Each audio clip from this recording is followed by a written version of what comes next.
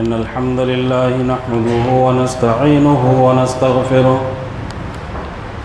ونعوذ بالله من شرور أنفسنا ومن سيئات أعمالنا من يهده الله فلا مضل له ومن يضلله فلا هادي له وأشهد أن لا إله إلا الله وحده لا شريك له وأشهد أن محمدًا عبده ورسوله أما بعد فإن خير الحديث كتاب الله وخير الهدي هدي محمد صلى الله تعالى عليه وسلم وشر الأمور محدثاتها وكل محدثة بدعة وكل بدعة ضلالة وكل ضلالة في النار. أعوذ بالله من الشيطان الرجيم. بسم الله الرحمن الرحيم. يا أيها الذين آمنوا اتقوا الله حق تقاته ولا تموتن إلا وأنتم مسلمون. يا أيها الناس اتقوا ربكم الذي خلقكم من نفس واحدة وخلق منها زوجها وبث منهما رجالا كثيرا ونساء واتقوا الله الذي تساءلون به والأرحام إن الله كان عليكم رقيبا. يا أيها الذين آمنوا اتقوا الله وقولوا قولا سديدا يصلح لكم أعمالكم ويغفر لكم ذنوبكم ومن يطع الله ورسوله فقد فاز فوزا عظيما. وقال الله تبارك وتعالى في موضع آخر. بسم الله الرحمن الرحيم. واعبدوا الله ولا تشركوا به شيئا وبالوالدين إحسانا وبذي القربى واليتامى والمساكين والجار ذي القربى والجار الجنب والصاحب بالجنب وابن السبيل وما ملكت أيمانكم.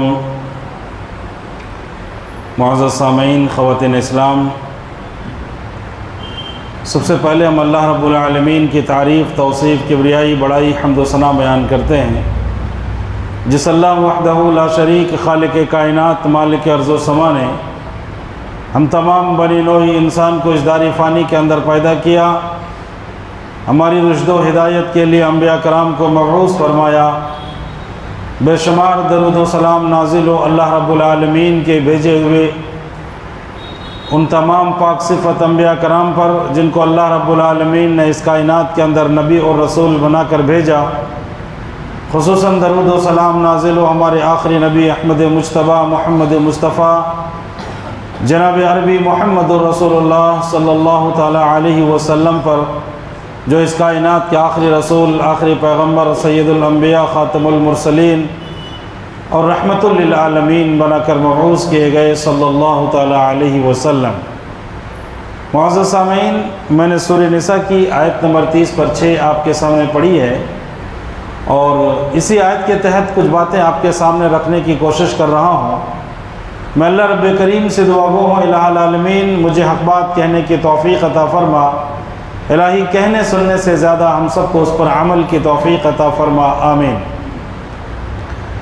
سامعین، جو میرا موضوع ہے وہ حقوق العباد.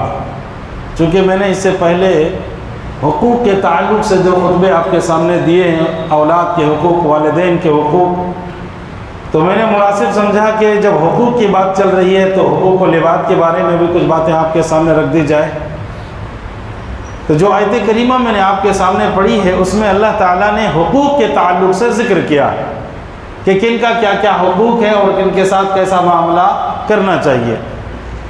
اللہ فرماتا ہے وَاعْبُدُوا اللَّهَ وَلَا تُشْرِكُوا بِهِ شَيْئًا وَبِالْوَالِدَيْنِ إِحْسَانًا وَبِذِي الْقُرْبَى وَالْيَتَامَى وَالْمَسَاكِينِ وَالْجَارِ ذِي الْقُرْبَى وَالْجَارِ الْجُنُبِ وَالصَّاحِبِ بِالْجَنبِ وَابْنِ السَّبِيلِ وَمَا مَلَكَتْ أَيْمَانُكُمْ. ایک اللہ کا حق بیان کیا دوسرا والدین کا حق بیان کیا. اب تیسری بات وَبِذِي الْقُرْبَى، قرابت داروں کا، جو آپ کے رشتہ دار ہیں. حقوق العباد میں اللہ تعالیٰ ایک طرف سے بیان کر رہا ہے کہ پہلا درجہ ماں باپ کا ہے، اور دوسرا درجہ اللہ کہہ رہا ہے وَبِذِي الْقُرْبَى، اور جو آپ کے قریبی ہیں، جو قریبی رشتہ دار ہیں، ان لوگوں کے ساتھ آپ اچھا سلوک کیجئے. اللہ رب العالمین نے یہی حکم ہمیں دیا ہے. اور بخاری کی ایک روایت ہے، اللہ کے نبی صلی اللہ علیہ وسلم فرماتے ہیں وَمَنْ كَانَ يُؤْمِنُ بِاللَّهِ وَالْيَوْمِ الْآخِرِ فَلْيَصِلْ رَحِمَهُ، جو اللہ پر اور یوم آخرت پر ایمان رکھتا ہے اس کو چاہیے کہ وہ صلہ رحمی کرے. صلہ رحمی کرے، وہ اپنے رشتہ داروں کا حق دے، وہ تمام لوگوں کا حق دے. جتنے بھی لوگوں کے ساتھ آپ کا تعلقات ہے ان کا حق ادا کریں. آپ ان کے ساتھ آپ ملنے جلنے کا جو طریقہ ہے، شریعت نے، اسلام نے جو طریقہ بتایا ہے، اس طریقے کے مطابق آپ ان سے ملیے جلیے. ہر ایک کا حق بنتا ہے. جب آپ کسی سے ملے تو پہلا حق ہے کہ آپ ان کو سلام کیجئے. تو اللہ کے نبی فرماتے ہیں کہ صلہ رحمی کیجئے، لوگوں کے ساتھ اچھا معاملات کیجئے، اپنے رشتہ داروں کو جوڑیے، اپنے رشتوں کو قائم رکھیے. یہ بندوں کے حقوق میں ایک حق اللہ تعالیٰ بیان کر رہا ہے. تو یہ چیز ہمارے اندر ہونی چاہیے. آج رشتے کٹتے ہیں، تعلقات کٹتے ہیں. نمازی تو ہے، نماز تو پڑھتا ہے، لیکن لوگوں کا حق نہیں دیتا ہے، لوگوں کے ساتھ ان کا معاملات اچھا نہیں ہے. اللہ کا حق ادا کرتا ہے لیکن بندوں کا حق ادا نہیں کرتا ہے. یہ کیسا مسلمان ہے؟ یاد رکھیے، جو دونوں حقوق ادا کریں گے قیامت کے دن وہی کامیاب ہوگا. ایک حق کو بھی اگر چھوڑ دیتا ہے تو وہ قیامت کے دن کامیاب نہیں ہو سکتا. اللہ کا حق ادا کرنے کے بعد اگر بندے کا حق ادا نہیں کیا تو آپ جانتے ہیں اللہ کے نبی صلی اللہ علیہ وسلم نے کیا فرمایا؟ قیامت کے دن اس انسان کو جس نے بندوں کا حق ادا نہیں کیا تھا، جب اسے جنت میں لے جانے کا فیصلہ سنا دے گا تو کوئی آئے گا اور کہے گا اللہ اس نے میرے ساتھ ایسا کیا تھا، اس نے میرے ساتھ ایسا کیا تھا، میرے ساتھ گالی گلوچ کیا تھا، مجھے مارا تھا، اس کا حق نہیں دیا تھا. اللہ کہے گا اس کو پکڑ کر کے جہنم میں ڈال دو. تو بندوں کا حق دینا ضروری ہے. اللہ کے نبی صلی اللہ علیہ وسلم کی حدیث ہے، بخاری کی روایت ہے، آپ صلی اللہ علیہ وسلم فرماتے ہیں لیس الواصل بالمکافئ ولكن الواصل الذي اذا قطعت رحمه وصلها. رشتے کو قائم کرنے والا آدمی وہ نہیں ہے جو بدلے میں رشتہ قائم رکھتا ہے. رشتے کو قائم رکھنے والا وہ نہیں ہے جو بدلے میں رشتہ قائم رکھتا ہے. میں نے آپ کے ساتھ اچھا کیا، آپ نے میرے ساتھ اچھا کیا. میں نے اپنے بچے کی شادی میں دعوت دی، آپ نے بدلے میں مجھے دعوت دی. میں نے آپ کے ساتھ اچھا کیا، آپ نے بدلے میں میرے ساتھ اچھا کیا. کہا یہ صلہ رحمی نہیں ہے، یہ صلہ رحمی نہیں ہے. پھر کس کو صلہ رحمی کہتے ہیں؟ اللہ کے نبی فرماتے ہیں وَلَكِنَّ الْوَاصِلُ الَّذِي إِذَا قُطِعَتْ رَحِمُهُ وَصَلَهَا. صلہ رحمی تو اصل میں یہ ہے کہ جب وہ رشتہ توڑتا ہے تو آپ اس کو جوڑتے ہیں. جب وہ آپ کو دعوت نہیں دیتا ہے آپ اس کو دعوت دیتے ہیں. آپ کے ساتھ برا سلوک کرتا ہے، بدلے میں آپ اچھا سلوک کرتے ہیں. وہ آپ کی برائی کرتا ہے، آپ اس کی تعریف کرتے ہیں. وہ آپ کو نقصان پہنچاتا ہے، بدلے میں آپ اس کو فائدہ پہنچاتے ہیں. اللہ کے نبی کہہ رہے یہ ہے اصل میں صلہ رحمی، یہ ہے اصل میں رشتوں کا حق ادا کرنا. تم نے کیا سمجھ رکھا وہ میرے ساتھ اچھا ہے میں بھی ان کے ساتھ اچھا ہوں؟ یہ تو بدلہ ہو گیا. یہ صلہ رحمی کہاں ہے؟ یہ صلہ رحمی کہاں ہے؟ یہ تو بدلہ تم دے رہے ہو. انہوں نے مجھے دعوت دی تھی تو چلو بھائی انہوں نے دیا تھا تو مجھے بھی تو دینا چاہیے، دے دیا آپ نے. تو ان کا قرض آپ کے تھا، اس کو آپ نے ادا کیا. نہیں دیا پھر بھی دینا ہے. یہ ہے رشتہ داری. آپ کے ساتھ وہ رشتہ توڑتا ہے، آپ اس کے ساتھ رشتہ جوڑتے ہیں. یہ ہے اصل میں صلہ رحمی، یہ ہے رشتہ داروں کا حق ادا کرنا. کبھی کبھی ان کے گھروں کو جایا کیجئے. آج ہمارے پاس اتنی فرصت نہیں ہے کہ ہم اپنے رشتہ داروں کے گھروں کو جاتے ہیں، نہیں جاتے ہیں. اپنے دوست احباب کی خیریت پوچھنے کے لیے کبھی کبھی ان کے گھروں کو جایا کیجئے. آنے جانے سے ہی رشتہ بنتا ہے. ان کے گھر آپ کھانے کے مت جائیے، ٹائم ملا 10 منٹ جائیے، ملاقات کیجئے، بات کیجئے، رشتہ بڑھتا ہے، محبت بڑھتی ہے۔ لیکن آج یہ ساری چیزیں ہم سے ختم ہو گئی ہے۔ آج دنیا بھر کے لوگوں سے ہمارے رشتے جڑتے ہیں موبائل میں، لیکن بازو والوں کے پاس رشتہ جوڑنے کے لیے ہمارے پاس وقت نہیں ہے۔ موبائل میں دیکھو تو کتنے فرینڈ ہیں، 10,000 20,000 ہے، لیکن بازو والے کو پوچھو آپ کے خالہ کیسی ہیں، آپ کے ماموں کیسے ہیں، آپ کے چچا کیسے ہیں، پتا ہے؟ نہیں پتا۔ کہاں؟ ہم کبھی تو گئے نہیں ان کے گھر کو۔ یہ کون سی رشتہ داری ہے؟ تو اللہ کے نبی فرماتے ہیں جو اللہ پر اور یوم آخرت پر ایمان رکھتا ہے اس کو چاہیے کہ وہ صلہ رحمی کریں، وہ چاہیے کہ وہ رشتوں کو جوڑیں۔ اگر اللہ پر اور آخرت پر ایمان ہے، یعنی آخرت پر اللہ پر جس کا ایمان ہوگا وہی یہ کام کرے گا، اور جو یہ کام نہیں کرے گا گویا کہ اسے اللہ پر بھی ایمان نہیں ہے، آخرت پر بھی اسے ایمان نہیں ہے، اس لیے وہ ایسا کرتے ہیں۔ تو اللہ تعالیٰ نے ایک حق بتایا، کیا؟ وَبِذِي الْقُرْبَى، قرابت داروں کا، رشتہ داریوں کا حق ادا کرو، وَالْيَتَامَى، اور یتیموں کا حق ادا کرو۔ یتیموں کے آج حق ادا نہیں ہوتے، یتیموں کے ساتھ انسان آج برا سلوک کرتا ہے۔ جس بچے کا باپ مر جائے لوگ اس بچے کو حقارت کی نگاہ سے دیکھتے ہیں، جبکہ ہونا یہ چاہیے تھا اگر اس کا باپ انتقال ہو گیا ہے تو پوری امت مسلمہ اس بچے کا وارث بن جاتے، سارے لوگ اس کے باپ کے جیسا اس سے پیار کرنے لگتے، اس کو احساس تک نہیں ہوتا کہ میرا باپ اس دنیا سے جا چکا ہے۔ اللہ تبارک و تعالیٰ فرما رہا ہے وَالْيَتَامَى، یتیموں کا حق دو، یتیموں کا حقوق ادا کرو، یتیموں کے ساتھ اچھا سلوک کرو۔ میرے نبی نے فرمایا جو یتیموں کی پرورش کرے گا، جو یتیموں کی دیکھ بھال کرے گا، وہ جنت میں میرے ساتھ ایسے ہوں گے، میرے قریب ہوں گے جنت میں وہ۔ آج یتیموں کو بھیک مانگنے پڑتے ہیں، اتنی بڑی مسلمانوں کی تعداد ہے، اس کے پڑوس میں ہزاروں لاکھوں کروڑوں کا مالک ہے آدمی، لیکن وہ اپنے ان پڑوس میں رہنے والے یتیموں کا خیال نہیں کرتا ہے۔ ان کے بچے وہاں اچھے کھا پی رہے ہیں، اچھے کپڑے پہن رہے ہیں، لیکن پڑوس میں رہنے والے یتیم کا خیال تک نہیں کرتے۔ رب کہتا ہے تمہارے لیے ضروری ہے، حق ہے کہ یتیموں کا حق ادا کرو۔ تم نے کبھی سوچا یتیموں کا کہ تمہارے بچے جب اتنے اچھے کپڑے پہن کر کے نکلتے ہوں گے اور یتیم بچے پھٹے پرانے کپڑے پہن کے نکلتے ہوں گے تو ان بچوں کے دل پہ کیا گزرتا ہوگا کہ کاش میرا باپ ہوتا تو آج میں بھی ان کی اس بچے کی طرح ہوتا۔ تم نے اس بچے کے اس احساس کو ختم کیا؟ کبھی تم نے سوچا کہ اس بچے کے دل میں کیا گزرتی ہوگی؟ اس کو ہم بھی دور کریں۔ اللہ تبارک و تعالیٰ کا حکم ہے کہ یتیموں کا خیال رکھو، اس کے ساتھ اچھا سلوک کرو۔ اللہ رب العالمین فرماتا ہے فَأَمَّا الْيَتِيمَ فَلَا تَقْهَرْ، بس آپ بھی یتیموں کے ساتھ سختی نہ کیجیے۔ اللہ کے نبی کو اللہ تعالیٰ نے یتیم بنایا، جس کو کہتے ہیں در یتیم، جس کا ماں بھی نہیں ہو، باپ بھی نہیں ہو، ماں اور باپ دونوں جن کے زندگی میں بچپن میں انتقال ہو جائے ان کو کہتے ہیں در یتیم۔ اسی لیے میرے نبی کو کہتے ہیں در یتیم، ماں بھی نہیں، باپ بھی نہیں۔ یتیمی کیا چیز ہے میرے نبی نے دیکھا ہے، یتیمی کیا چیز ہے میرے نبی نے محسوس کیا۔ رب اللہ آگے فرماتا ہے کہ اللہ کے نبی آپ نے یتیمی کو دیکھا ہے، آپ کے باپ نہیں، آپ کی والدہ نہیں، آپ کو پتا ہے یتیم کیا ہے۔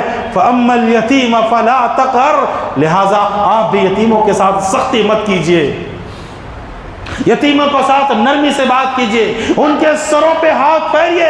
ایک صحابی نے آ کر کے اللہ کے نبی سے شکایت کی تھی، اللہ کے نبی میرا دل بڑا سخت ہے، سخت دلی کا آ کر کے شکایت کیا۔ اللہ کے نبی کہتے ہیں اگر دل کو نرم کرنا چاہتے ہو تو جاؤ یتیموں کے سر پہ ہاتھ پھیرو، یتیموں کو دیکھو، ان کے سروں پہ ہاتھ پھیرو گے تو تمہارا دل نرم ہو جائے گا۔ آج مسلمانوں کے اندر یہ چیز نہیں ہے۔ کتنے آزو بازو یتیم ہیں بچے جو سڑکوں پہ کھڑے ہو کر کے بھیک مانگتے ہیں، کوئی پوچھنے والا نہیں ہے، کوئی پوچھنے والا نہیں ہے اس کا گزر کیسے ہوتا ہے۔ آج مسلمان کی بیٹیاں اگر کوئی غلط کام کر دے پوری دنیا کی نگاہ ہے کہ ان کی بیٹی نے یہ غلطی کر دی، لیکن میں پوچھتا ہوں جب آپ کو ان کی غلطیوں پہ نظر رکھنے کا حق ہے تو ان کی مجبوریوں پہ نظر رکھنے کا حق نہیں ہے آپ کو؟ یا کس مجبوری کی بنیاد پر وہ گھر چھوڑ کے جا رہی ہے؟ اس بات پر ہمیں حق نہیں ہے اس بات کا ہمیں احساس نہیں ہے؟ تو رب نے کہا والیتاما، اور یتیموں کا حق ادا کرو، فاما الیتیم فلا تقہر، یتیموں کے ساتھ آپ بھی سختی کے ساتھ پیش نہ آئیے۔ اللہ تبارک و تعالی آگے فرماتا ہے، سورہ ماعون کی آیت ہے، اَرَأَيْتَ الَّذِي يُكَذِّبُ بِالدِّينِ فَذَلِكَ الَّذِي يَدُعُّ الْيَتِيمَ، کیا آپ نے اس کو دیکھا جو روز قیامت کو جھٹلاتا ہے؟ یتیموں کو ساتھ برا سلوک کرنا، یتیموں کو پریشان کرنا، یہ مومنوں کا نہیں، یہ مومنوں کا نہیں، یہ کافروں کا سیوا ہے۔ رب کہتا ہے اَرَأَيْتَ الَّذِي يُكَذِّبُ بِالدِّينِ، کیا آپ نے اس کو دیکھا جو قیامت کے دن کو جھٹلاتا ہے؟ فَذَلِكَ الَّذِي يَدُعُّ الْيَتِيمَ، یہی ہے وہ شخص جو یتیموں کو دھکے دیتا ہے، قیامت کے اوپر ایمان نہ رکھتا ہے، یوم جزا کو نہیں مانتا ہے۔ ایسا انسان ہے جو یتیموں کو دھکے دیتا ہے، یتیموں کے ساتھ برا سلوک کرتا ہے، یتیموں کو پریشان کرتا ہے، یتیموں کو کھانا نہیں کھلاتا ہے، جبکہ اللہ رب العالمین فرماتا ہے مومنوں کا سیوا ہے وَيُطْعِمُونَ الطَّعَامَ عَلَى حُبِّهِ مِسْكِينًا وَيَتِيمًا وَأَسِيرًا۔ مومن وہ ہے، اللہ والے وہ ہیں کہ خود کھانے کی ضرورت ہونے کے باوجود وہ کھانا کھلاتے ہیں۔ وَيُطْعِمُونَ الطَّعَامَ عَلَى حُبِّهِ مِسْكِينًا وَيَتِيمًا وَأَسِيرًا، مسکینوں کو، یتیموں کو اور قیدیوں کو کھانا کھلاتے ہیں۔ تو یتیموں کو کھانا کھلائیے۔ آج دعوتیں بھی ملتی ہیں تو مالداروں کو ملتی ہے، غریبوں کو کون پوچھتا ہے؟ یتیموں کو کون پوچھتا ہے؟ مالدار ہے، پیسے والے ہیں تو ان کے گھر میں خصوصی طور پر دعوت دی جاتی ہے کہ آپ آئیے ہمارے یہاں، ضرور سے آئیے، ایک بار نہیں 10 بار بولتے ہیں۔ اور یتیموں کو پوچھنے والا ہے دعوت تک نہیں دیتے ہیں، اور اگر دعوت میں آ بھی جائے تو حقارت کی نگاہ سے دیکھتے ہیں، ان کو کوئی پوچھ کے کھلانے والا نہیں ہے کہ آئیے بھائی آپ بھی لے لو۔ مالدار کدھر بیٹھے ہیں، سارے لوگ وہیں جا کے کھڑے ہو جاتے ہیں، کھائیے، یہ لیجئے، وہ لیجئے، ادھر سے لاؤ، ادھر سے لاؤ۔ یتیموں کو کوئی پوچھنے والا ہے؟ میرے نبی نے کہا دعوت کا سب سے بدترین کھانا وہ ہے جس میں یتیموں کو، غریبوں کو، مسکینوں کو، کمزوروں کو نہ بلایا گیا ہو۔ یہ کمزور آپ کی دعوت میں شریک ہوں گے تو آپ کا کھانا اچھا ہوگا۔ اگر یہ کمزور نہیں جائیں گے، یہ یتیم نہیں جائیں گے، یہ غریب لوگ نہیں جائیں گے تو آپ کا کھانا بدترین کھانا بن جائے گا۔ ہم سمجھتے ہیں یتیموں کو کھلا کر کے ہم سمجھتے ہیں احسان کر رہے ہیں، نہیں، یہ یتیم اگر آپ کے گھر کو آتے ہیں، یہ یتیم آپ کا کھانا کھاتا ہے تو آپ کا کھانا اچھا ہو رہا ہے۔ میرے نبی نے کہا ولیموں میں سب سے بدترین ولیمہ وہ ہے جس میں غریبوں کو نہ بلایا گیا۔ آج غریبوں کو بلاتے ہیں، بدترین ولیمہ ہے وہ۔ اللہ کہتا ہے مومن وہ ہے وَيُطْعِمُونَ الطَّعَامَ عَلَى حُبِّهِ مِسْكِينًا وَيَتِيمًا وَأَسِيرًا، مسکینوں کو کھلاؤ، یتیموں کو کھلاؤ، قیدیوں کو کھلاؤ۔ یہ مومنوں کا حق ہے کہ اس کو کھلانا چاہیے، ان کی دیکھ بھال کرنی چاہیے، ان کی پرورش کرنی چاہیے، ان کی ضرورتوں کو پوری کرنی چاہیے۔ آج مسلمان بے حس ہو چکا ہے، مسلمان بے حس ہو چکا ہے۔ مال کی محبت نے، دولت کی محبت نے آج لوگوں کے حقوق تک ادا کرنے سے ہم نے، مال دولت نے ہم کو غافل کر دیا۔ یہ میرا مال ہے، میری مرضی۔ آپ ہوٹلوں میں جا کر کے ایک ایک وقت میں ہزاروں کے اڑا دیتے ہو، لیکن غریبوں کے لیے 500 600 1000 روپے یا 100 روپے بھی نہیں نکلتا ہمارے جیب سے۔ یہ حالت ہو گئی آج مسلمانوں کی۔ مسلمان سب سے زیادہ بھکاری بنے بیٹھے ہیں۔ کیوں؟ اسلام نے اس بھکاری کو، اس غربت کو ختم کرنے کے لیے زکوٰۃ کا نظام جاری کیا تھا۔ کسی اور قوم میں ہے؟ کسی اور قوم نے اس کو فرض کیا ہے کہ زکوٰۃ دینا ہے؟ مسلمانوں میں فرض ہے کہ تم کو زکوٰۃ دینا ہے، غریبوں کا حق ادا کرنا ہے تاکہ یہ غربت ختم ہو جائے۔ یہ سڑکوں پہ بیٹھے یتیم بچے جو بھیک مانگتے ہیں، یا عورتیں جو اپنی عزت کو داؤ پہ رکھ کر کے سڑکوں پہ بیٹھی رہتی ہیں، ان کی عزت نیلام نہ ہو، ان کی عزت بے آبرو نہ ہو جائے، گھروں میں محفوظ رہیں، ان کے گھروں تک ان کی ضروریات کو پوری کی جائے۔ یہ آج مسلمانوں میں احساس ہے۔ صبح کو اٹھ کو دیکھے تو یہاں سے وہاں تک آپ کو 10 بھکاری ملیں گے، 10 عورتیں ملیں گی، مرد ملیں گے، کمزور ملیں گے، یہ سب کٹورے لے کھڑے رہتے۔ کیوں؟ آخر یہ مسلمان بے حس کیوں ہو چکا ہے؟ ان کی ضرورتوں کو کیوں نہیں پوری کرتا ہے؟ ان کے آزو بازو رہنے والے لوگ جانتے ہیں کہ یہ کتنا مجبور ہے، نہیں جانتے؟ وَأَمَّا الْيَتِيمَ فَلَا تَقْهَرْ، اللہ کہتا ہے یتیموں کو مت جھڑکیے، یتیموں کو مت ڈانٹیے۔ ان کے ساتھ اچھا سلوک کیجئے، ان کو مالی مدد کیجئے، ان کی ضرورت ہے تو ان کو دو۔ یتیمی کیا چیز ہے وہ جانتا ہے جو یتیم ہے، غریبی کیا چیز ہے وہ جانتا ہے جو غریب ہے۔ جن کو کبھی ایک وقت کی بھوک کا احساس نہ ہوا ہو، اسے کیا پتا کہ بھوک کیا چیز ہے۔ جس نے کبھی کھانا نہ کھایا ہو، ابھی فلسطین میں دیکھ لیا آپ نے بچوں کی حالت کیا ہے، کھانے کو ترسے، پانی کو ترسے، دوا کو ترسے، ہر چیز کو ترسے۔ وہ دیکھ کر کے آپ کے دلوں میں احساس ہوتا ہے، ویڈیو جب آپ دیکھتے ہیں تو آپ کو احساس ہوتا ہے، آپ یہودیوں کے اوپر لعنت بھیجتے ہو۔ لیکن میں پوچھنا چاہتا ہوں، آپ کے پڑوس میں غریب نہیں ہے؟ آپ کے پڑوس میں غریب نہیں ہے؟ اس کا حق آپ نے ادا کیا، وہاں تک لعنت بھیجنے کے لیے جاتے ہو، یہود کو لعنت دیتے ہو۔ لیکن خود کو کبھی دیکھا کہ ہم نے کسی غریب کی پرورش کی ہے؟ ہمارے یہاں سے کسی غریب کے یہاں راشن جاتا ہے، کسی غریب کو میں کھانا کھلاتا ہوں، کبھی احساس ہوا؟ نہیں ہوا۔ رب کہتا ہے یتیموں کا حق ادا کرو۔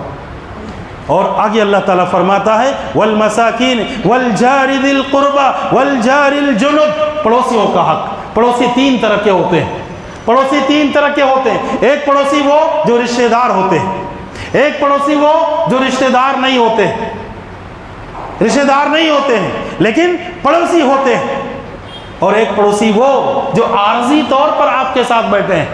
مثال کے طور پر آپ سفر کر رہے ہیں، 2 گھنٹے کا سفر ہے، آپ کے بازو میں کوئی بیٹھا ہے، رب نے کہا آپ کے بازو میں 2 گھنٹہ بیٹھا، اس کا بھی حق ادا کرو، آپ اس کا بھی حق ادا کرو۔ اس کا کیا حق ہے؟ اس کے ساتھ اچھائی سے پیش آؤ، اس کے ساتھ عزت سے بات کرو، اس کو احساس دلاؤ کہ میں مسلمان ہوں۔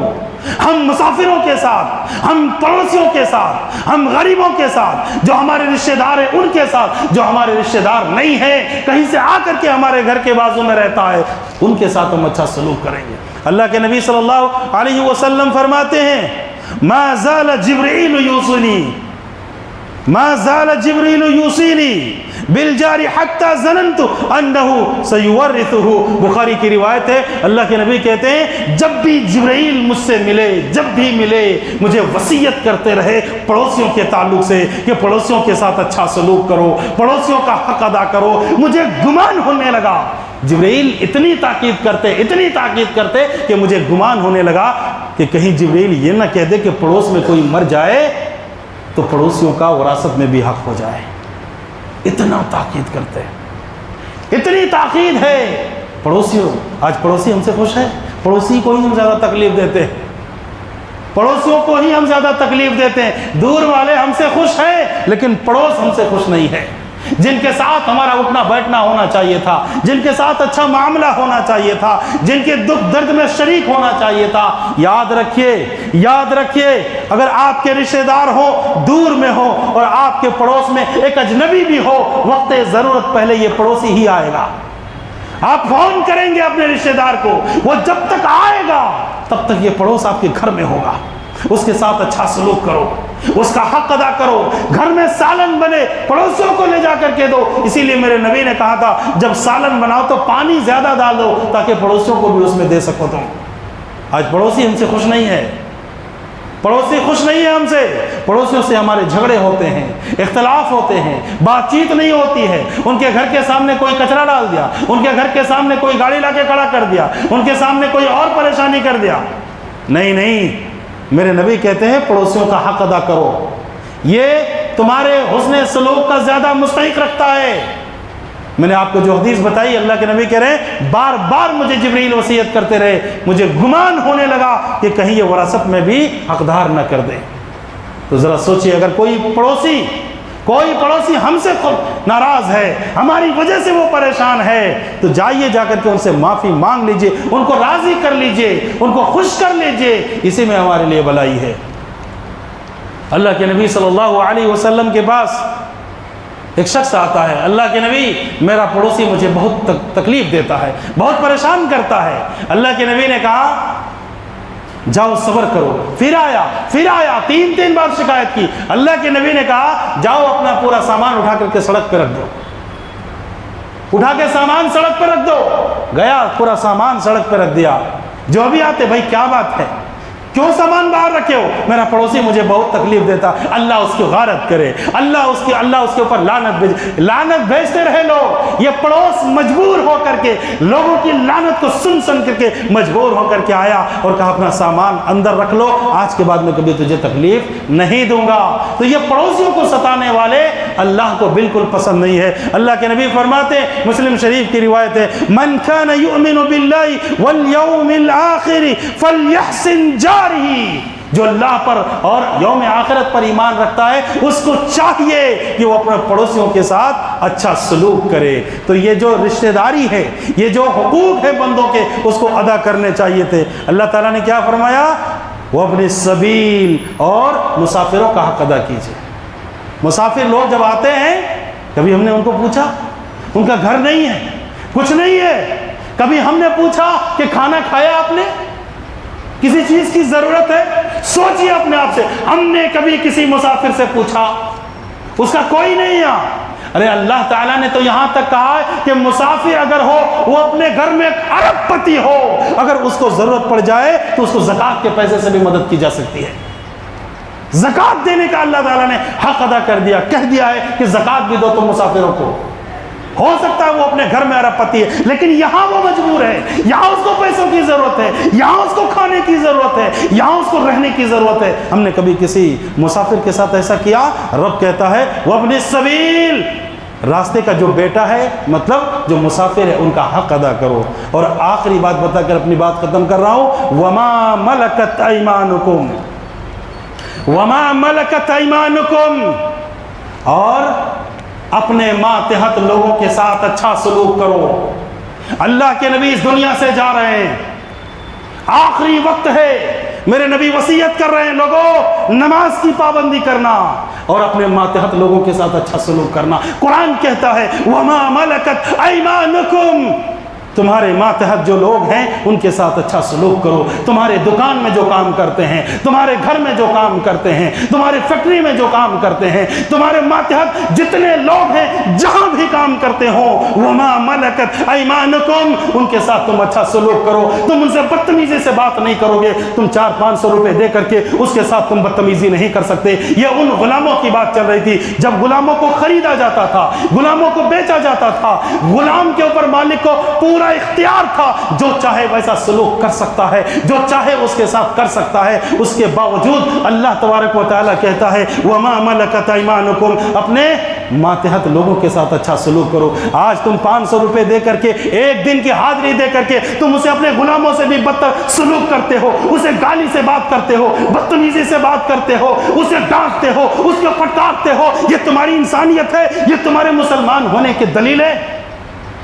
وما ملکت ایمانکم، میرے نبی کے خادم حضرت انس رضی اللہ عنہ کہتے ہیں، میں نے میرے نبی کی 10 سال خدمت کی ہے، 10 سال، اور پورے 10 سال کی مدت میں میرے نبی نے مجھے اف تک نہیں کہا، اف نہیں کہا، کبھی نہیں کہا کہ انس تم نے یہ کام کیوں کر دیا، کبھی نہیں پوچھا انس تم نے یہ کام کیوں کیا۔ کہتے ہیں کتنی بار غلطی ہو گئی مجھ سے، کتنی بار غلطی ہو گئی، مجھے ڈر لگا کہ کہیں اللہ کے نبی کچھ کہیں گے، نگاہ اٹھا کے جب دیکھا تو مسکرا دیے۔ یہ حالت ہے آج غلاموں کے ساتھ۔ غلام تو آج ہے ہی نہیں، ان مزدوروں کے ساتھ جو آپ کے پاس کام کرتے ہیں ان کے ساتھ آج ہمارا رویہ کیسا ہے؟ 500-600 روپے دے کر کے تم اس کے ساتھ بدتمیزی سے پیش آتے ہو، اس کو گالی سے بات کرتے ہو، اس کو لان تان کرتے ہو، اس کو حقارت بری انداز سے بات کرتے ہو۔ یہ انسانیت ہے؟ قرآن کہتا ہے وما ملکت ایمانکم، اپنے ماتحت لوگوں کے ساتھ اچھا سلوک کرو۔ اللہ کے نبی کے پاس ایک اونٹ نے آ کر کے شکایت کی تھی، آج تو انسان ہے، اونٹ نے آ کر کے شکایت کی تھی، اللہ کے نبی میرا مالک مجھ سے زیادہ کام لیتا ہے اور پیٹ بھر کے کھانا بھی نہیں دیتا ہے۔ ایک جانور نے آ کر کے شکایت کی تھی۔ آج آپ اپنے مزدوروں کے بارے میں آپ نے سوچا کہ ان کا گھر کیسے چلتا ہوگا؟ آج آپ کے 50-60 ہزار روپے میں مہینے بھر نہیں چلتا ہے، لیکن آپ نے سوچا جس بچے کو آپ 500 دیتے ہو، 600 دیتے ہو، اس کے گھر کے خرچے کیسے چلتے ہوں گے؟ آپ نے سوچا؟ نہیں سوچا۔ وما ملکت ایمانکم، اپنے ماتحت لوگوں کے ساتھ خیال رکھو، ان کے ساتھ برا سلوک نہ کرو، ان کے ساتھ بدتمیزی سے پیش نہ ہو۔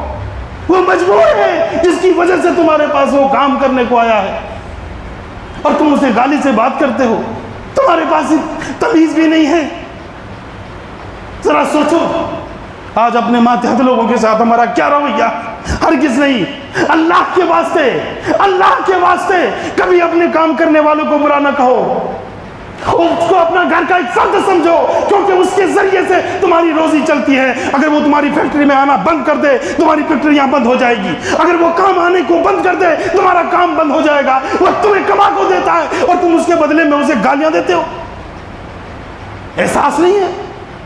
میرے نبی نے کہا وما، اللہ تعالیٰ کہتا ہے وما ملکت ایمانکم، لوگوں اپنے ماتحت لوگوں کے ساتھ اچھا سلوک کرو۔ اونٹ نے آ کر کے شکایت کی، میرے نبی، اللہ کے نبی، میرا مالک مجھ سے کام زیادہ لیتا ہے لیکن کھانا نہیں دیتا ہے۔